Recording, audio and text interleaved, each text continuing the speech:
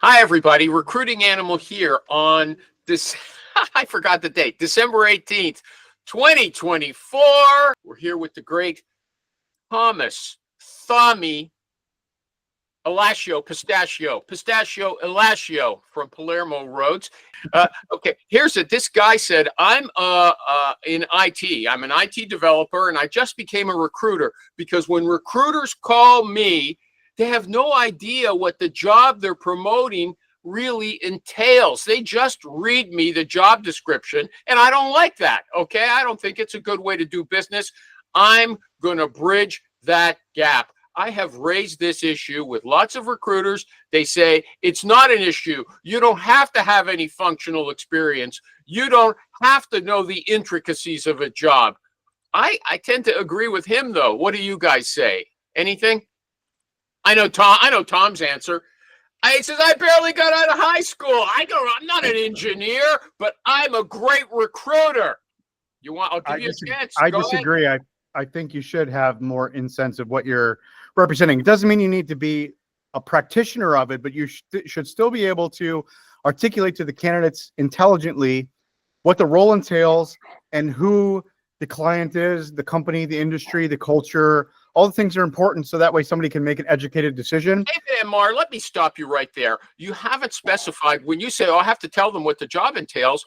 Well, if someone's not a practitioner, has no functional experience, wait a second, how does that differ from what a recruiter who has no hands-on experience, how does that differ from what someone who has hands-on experience? Because job descriptions, if they're just reading a job description, which is what your words were, that is probably very generic and means nothing. So I would take the notes from the intake session or from the client side and do research and understand and know my client or hiring manager and their team and be able to translate that into a way of selling it. I'm going to tell you that's a crappy answer. You're dodging it. It's not a crappy answer. Yeah, well, if you were saying, I bet you if you talk to a candidate, let's say an engineer, that is that I do that with, and you read the job description, guess who's going to get the candidate? Not you. Engineers are very specific. They want data, they want information. So I have to take the time before I pitch the role to do that. I think it's important. So I think David Elmore kind of hit the nail on the head a little bit, because I always say I would need enough information to be dangerous, right? Like, I don't know anything about structural engineering, and then if you held a gun to my head, I cannot do a structural engineering calculation to save my life or my family's life. I wouldn't be able to do it. However, I know enough about what they do and how they do it and the products or the projects that these companies are doing that I can talk intelligently enough and get him or her excited enough. And then when anything I don't have an answer to, I just say, hey, that's a great question. That's not one I can answer. I think it's better. Let me interrupt you. I'm letting these guys babble too long. They're so vague. Okay. Wait a second. Okay. Let's say a new recruiter. Okay. They haven't been working in that field for 10 years or something like that. How long is it going to take, Tom, before they can present the job in an intelligent way, an engineering job? And David and Mar, you're next, so you think now. And I would say this: when I started, I didn't know anything about what I was doing. Zero. And you made placements right away. You're like Rich. I made placements in 3 months. In 3 months, but I had a good. I'm going to use that term selectively. Good manager who was there to help me. Yeah, but you know what? But Tom, you know what? None of that matters. It's all the individual. Listen, if you're a salesperson, if you're halfway intelligent and you read the work, you read the information. You took a good job order. I always say it's taking a good job order. Right? I have a job order thing that I take. And I ask a lot more than just what's the job description. I ask them, what's the type of person you hire? Who's the last successful hires? What's the guy going to do day to day when he sits down the first day? What's the first thing that's going to happen to him? What's his day to day look like? What's his month look like? Where can he go? It's all the standard questions. That's why MRI and everyone else has it. Notice he didn't ask any of the technical questions because he wouldn't understand what the hiring manager told him. He's not going to list the technical question. Be like, what software? He doesn't ask what software? Yes. What software do you use? Like, that's a technical question. Are you designing vertical structures? That's a technical question. I'm not going to ask them, the wind loads for Chicago are different than the wind loads for Florida. How does that they don't need to know that. Engineers already know that. Yeah, but you asked the hiring manager, hey, what does this person need to know? And that guy's going to say he needs to know wind strength, this tensile strength, whatever strength. Right. Exercise, civil engineering, structural engineering background, they design vertical structures. tell me what his day-to-day is like. Yeah. Because and nowadays it's even easier than it used to be. I mean, now with Google and ChatGPT, I got this GPT that'll blow your mind away. It'll tell you all about the position and give you questions to ask, the answers to them, why to ask them, whether there's a senior, a junior, or right in the middle. It's insane.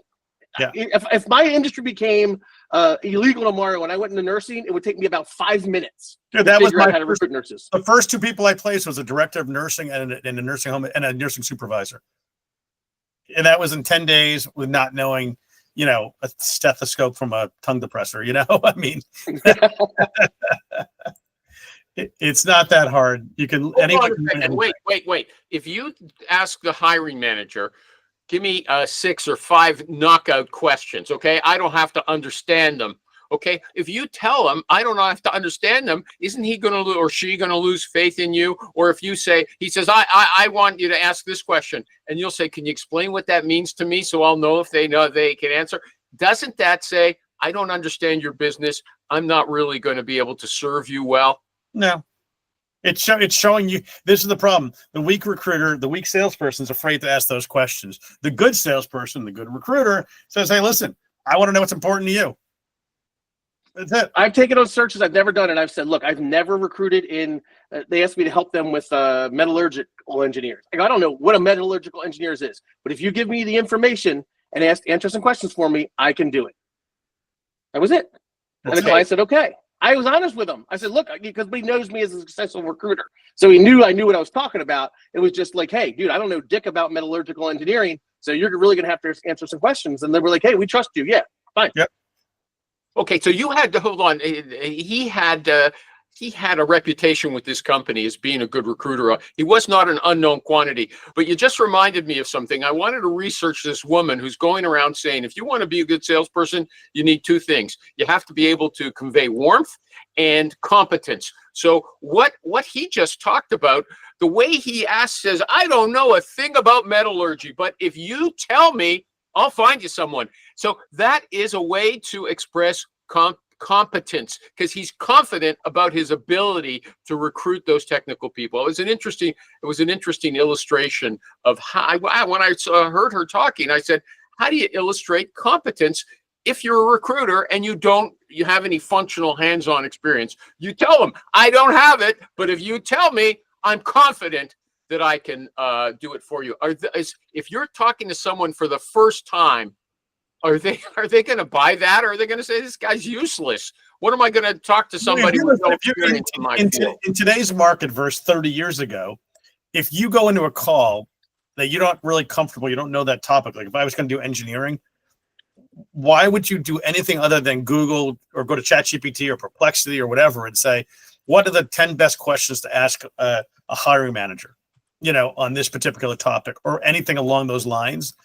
And there's your question. People care more about the questions you ask than the answers you give oftentimes. Okay, so ChatGPT is a solution. It just showed up yesterday, but man, that's it's here. But that's what's here now. 10 years ago, it wasn't there, and you had to figure it out. Now it's there. No excuse not to know if you don't know anything, you won't be able to judge the answers that ChatGPT is giving you. You're not asking for the answer, you're asking for the questions. So yeah, and again, but hold on, wait a second. If you have half a brain on you, you're going to realize that the question makes sense. I mean, I guess first of all, you shouldn't be recruiting if you don't have somebody training you. If you think you could jump into this business with a phone and ChatGPT and think I can start recruiting, you're an idiot and you're going to fail, right? Yeah. Go work for a firm. Come work for me. Come work for Rich, or at least take the next level exchange K. Bassman Foundation training for a month. To at least understand what the fuck you're doing.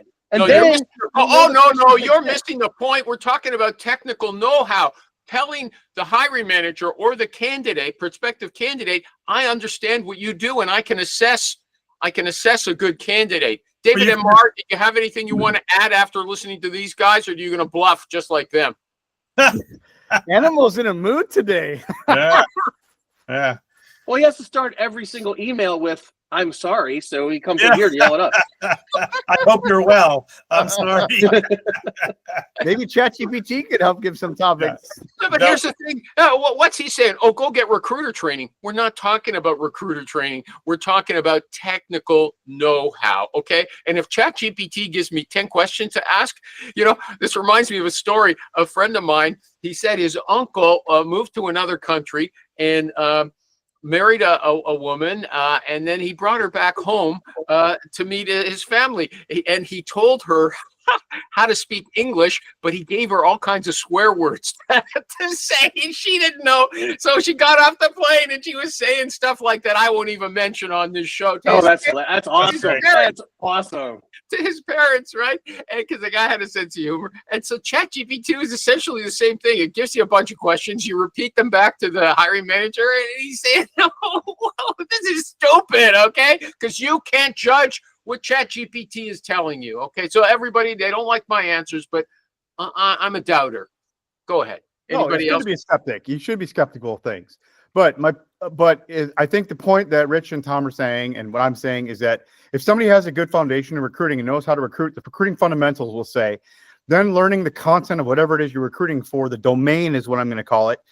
You can educate yourself through a myriad of things, books, ChatGPT, whatever, through interviewing candidates for that matter. Like when I started an agency, I didn't know crap about certain industries I worked on, but I learned from the candidates I interviewed. And then I was better at it within So listen, I put this prompt, I literally put a one sentence prompt into ChatGPT, and it comes back with, hey, what are the biggest challenges you're facing? I mean, all the same stuff. How are you currently managing these projects? What's the tools and software you're doing? Blah, blah, blah, blah, blah. All the stuff you need to know to get the information to be able to conduct an interview with a candidate. And then, or you call anybody who works for management recruiters and say, can I have a job order form? Yeah. You just fill that fucker out. Exactly. And then you can even ask it to give you the answers. What's a good answer for these? But when you're talking to candidates, you're a halfway normal human being. You just say, hey, well, tell me about this. And then you're going to be able to assess, hey, is this guy bullshitting or is he not? Because you're going to talk to hopefully 2, 3, 4, 5 people, and you'll learn more and more as you go. Okay, yeah, but what David and Mar just said is what this person that I started off the question was. He didn't like it. He's in IT. He said they wouldn't know. And when David Marr started calling these guys, he wouldn't know. He'd want to learn from them. He said candidates don't like that. I keep hearing people say, "Oh, they love it." Because candidates want to be able to teach you. Like, people love to actually help, even though most people are jerks. They actually do want to help and feel smart. So if you make a candidate feel smart, and you're like, hey, well, tell me, you're looking for, it's a programming engineer. You're like, well, what did you build in Ruby on Rails? Or talk to me about a project. How'd you learn Ruby on Rails? Whatever. And then you have a conversation. And then that's exactly stuff. It's almost like you're actually recruiting. And if you have them, a great question is, well, how did you get into this field? Yeah. Have them walk you through their background, and you can fill in a lot of the gaps that you may not know also. I think that I do agree with Rich about making them feel smart. People love to talk about themselves, what they do. And you just have to, you have to set up and have the right questions to get them going. But as far as the pitching part of what I was talking about, I think that's where the research comes in, and that's where you can sound intelligent about it, but then don't pretend you're an expert, right? Don't be fake, but just know that through the interviewing questions, you'll be able to convey what you need to convey and get what you need, and it'll be a constructive, useful conversation. Rich wasn't here for the start of the question. This guy said, I don't like it when these recruiters call me up and they don't understand the details of the position. Okay. Well, maybe he's a freak. He sounds like he's probably a prima donna client, number one. Or he doesn't understand how recruiters. Well, he does. Yeah, exactly. He doesn't understand how it works, or he's gotten called by 1,000 idiot recruiters. But reality is, if you ask the right questions to the hiring manager, you know what questions to ask now on an interview or screen for a candidate. And then if you don't understand if you're not sure, hey, if this person's good or bad, sometimes just say, hey, listen, this is what I need. Explain it to me. Explain to me how you can do this exact job. All right. Okay. And it's amazing how well just a simple question will work. Okay.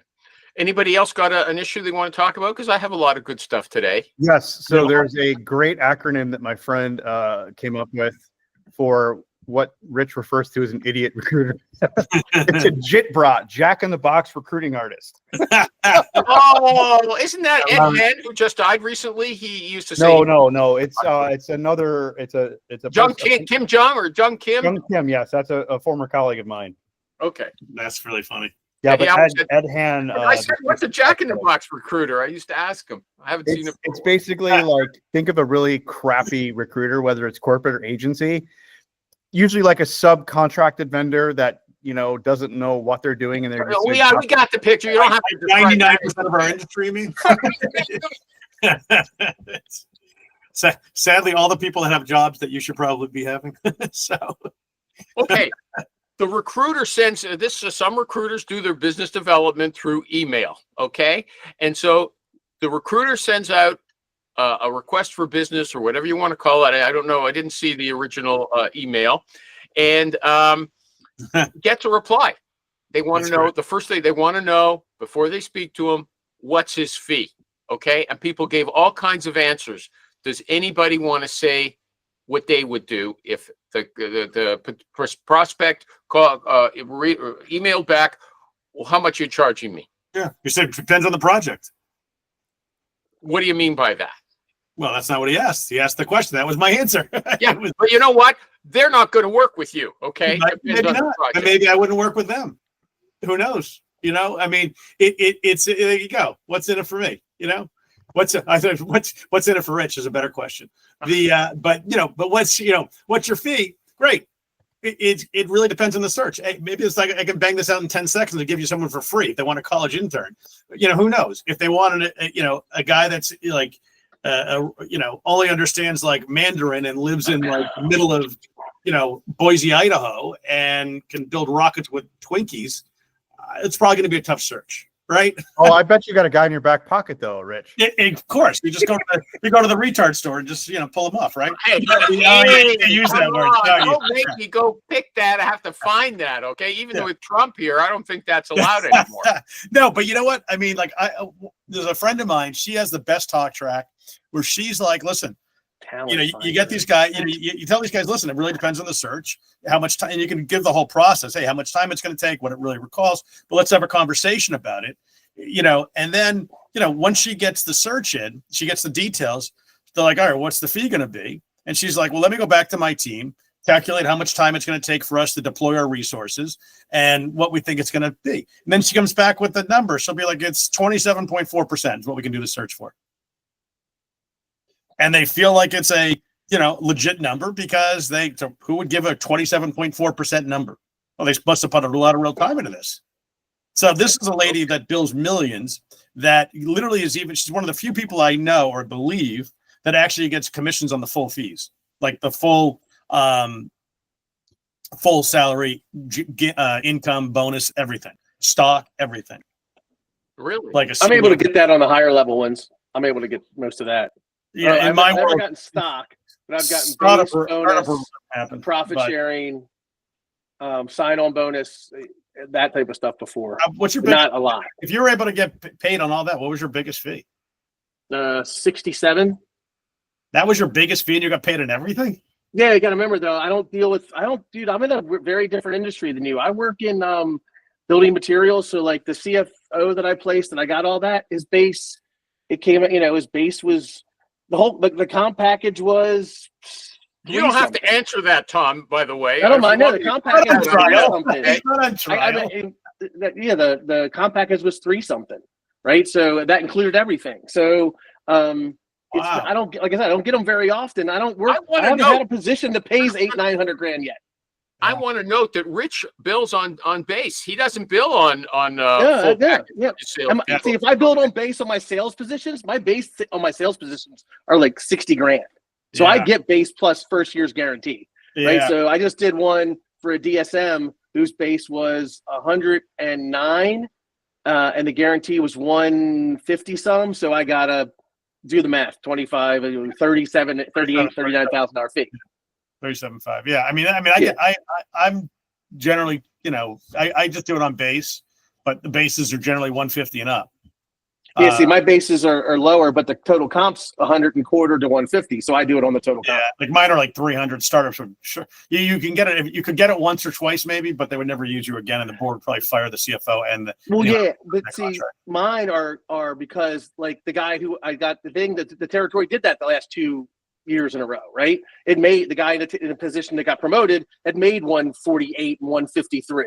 right? The position I did in Atlanta, the guy made the territory made 108, 110. Yeah, so they're more than happy to pay me because I tell them I'm bringing you a guy who's probably going to make him close to that, and I'm getting paid on what you're either going to pay me on what he made before, or you're going to pay me on the territory. So and yeah. I mean, these guys, sales guys is all the same, but everyone, it's industry specific. And also, if you didn't work startups, if you were replacing a guy who was in a territory for 7 years and got promoted, and consistently that territory did 250, you could get 25 at 250. No. I mean, if that was the case, no. I mean, my guys, they're generally making 300K and up on their earnings. Total comp or base? That's OTE. OTE. Yeah, I mean, their bases Tell are people what OTE. Not everybody knows what that means. On target earnings. Okay. So you're using that. They'll tell them your base is 100, and if you hit all your bonuses and your commissions, you'll make 3. It's usually double. Usually 150, 150. Like kind of. Okay, so you're saying when you say OT, I call it total comp. Okay. Well, it's not total comp because total comp would include equity, any bonus, non profit sharing, that type of stuff. You're saying for the sales side. Gotcha. Yeah. You'll get it on their OTE or total comp? I will just get it on their base. Oh, okay. Because it's still your fees are 37.5. So exactly. I won't do anything less for 20%. Say again. What percentage are you charging for? 25. Yeah, if it's engaged, it's 25. If it's contingent, it's 30. Okay, so a little bit less discount if they do retain. Gotcha. Yep. Interesting. That's the selling point. I would think you want more service, longer warranty.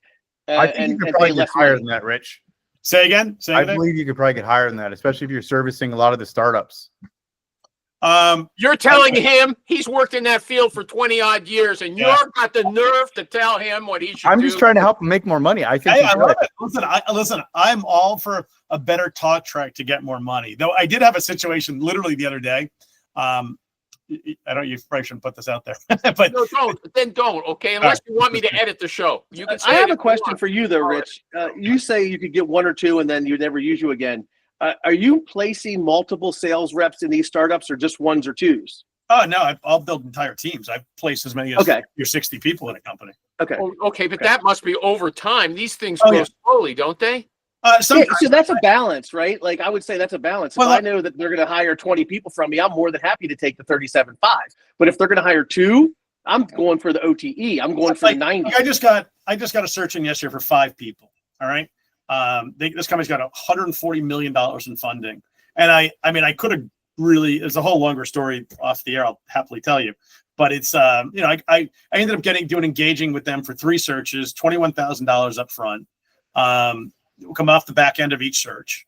And then if they hire the last 2 for me, those are going to be 30%, but if we get to that point, I'll work on a deal. I'll probably take equity or something and, hope it hits it big.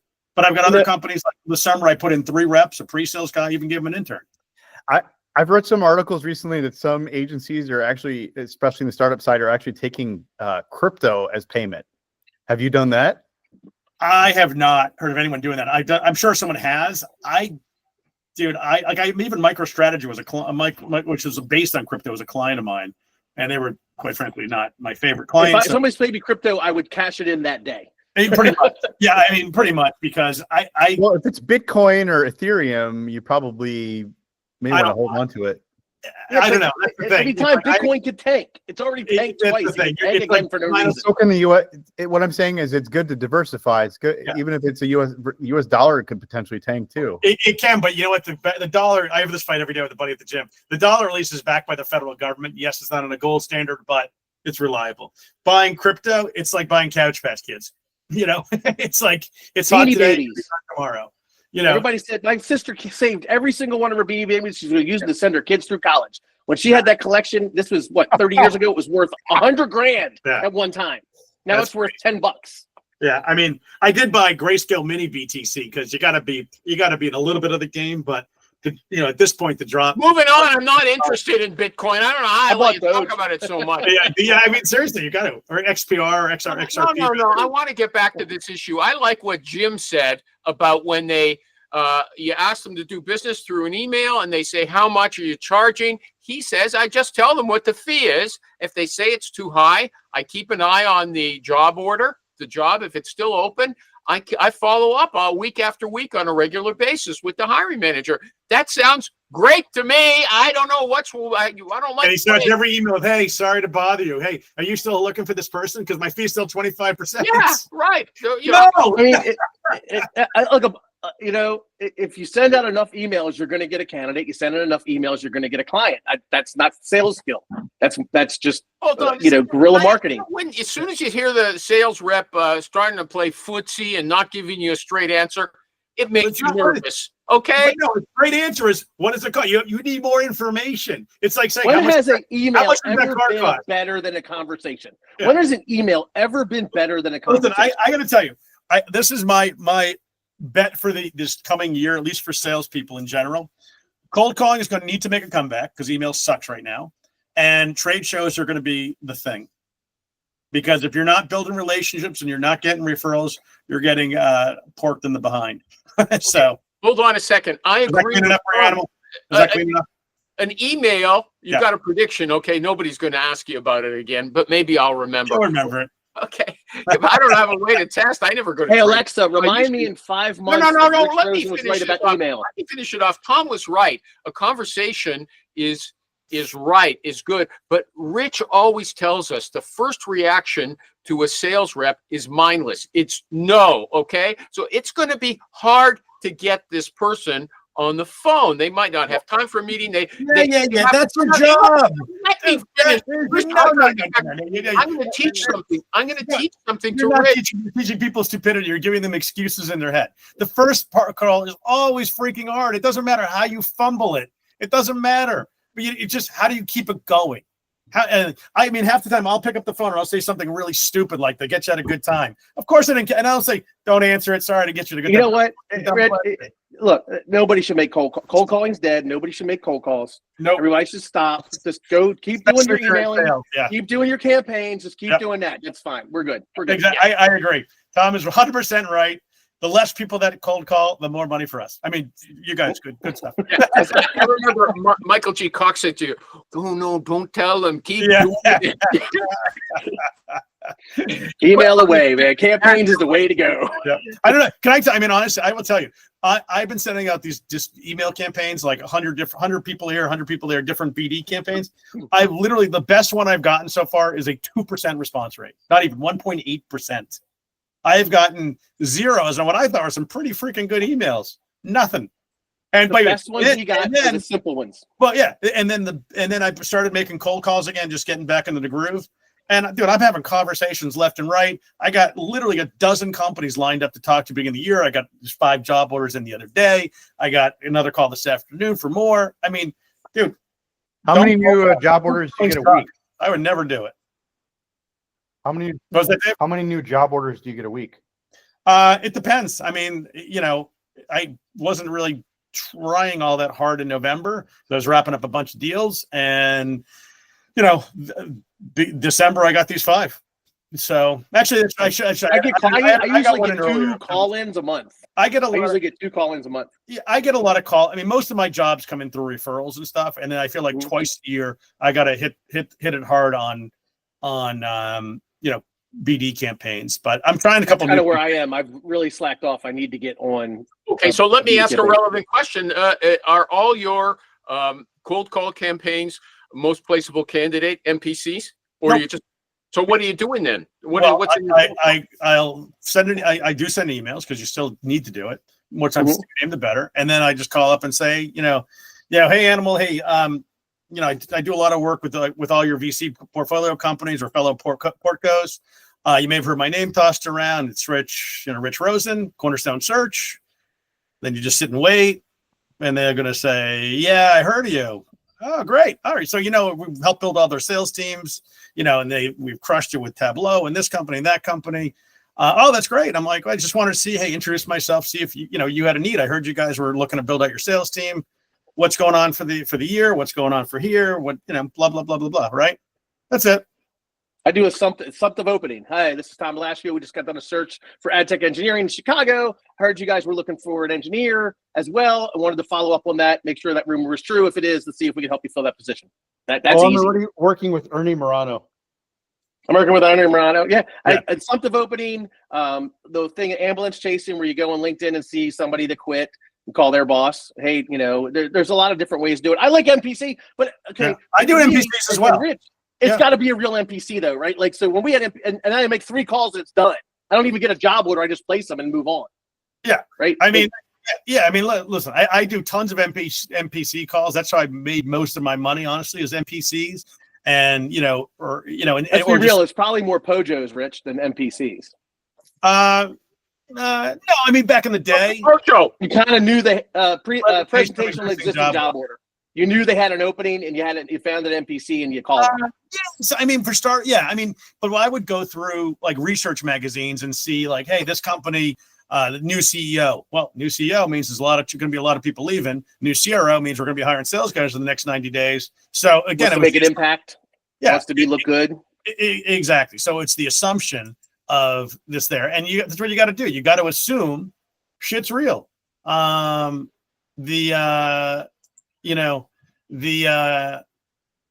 sucks. So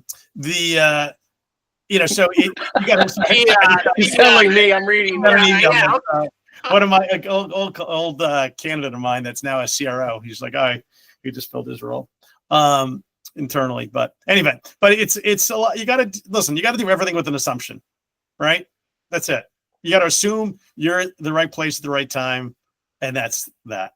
Okay, but if they ask you how much you're earning, to come back to that, somebody said, hey, that's a very strong buying sign. You got to be able to reel it in, like you got a bite on the how much are they earning? If they ask how much someone's earning? No. If you're a recruiter, you send them an email and they say, how much are you charging? Okay. And she said, that's a strong buying. Is it a buying sign, or is it just below? Could be. But why you're right now you're bidding against yourself. I would tell them it's 20 to 30% if they really wanted a range. And then when they got on the phone, I'd be like, yeah, it's 20% if you want to give me 50% of the fee up front. But this is how we usually do it. But again, you have the talk track of, let me get the details. Let me see what's going to cost to deploy my team and resources on this. And then we move forward. I like that. Where she comes back with the 27.4 like that. I like that. Like when you get a referral, you should absolutely take the job order and go, you know what? I need to really ingest this. I'll get back to you in a day. I like that. I don't ever do that. And I think that's great. Yeah. Yeah. It's a great talk track. Hey, I got a 1 o'clock, guys. I got to hop, but good to see you. Have a great holiday, everyone. What time is it? It's after 1 already. Yeah, wow, that was an exciting show. That was an exciting show. I got to say, it's over. I got goosebumps. Okay, Richie Rich, have a good day. All right, guys, have a good holiday. Dave disappeared as well. Tommy, thank you for coming. I wish you always a good pleasure. Year. Okay, I Merry Christmas, Happy Holidays, Happy New Year, and I'll see you in 2025. All that, yeah.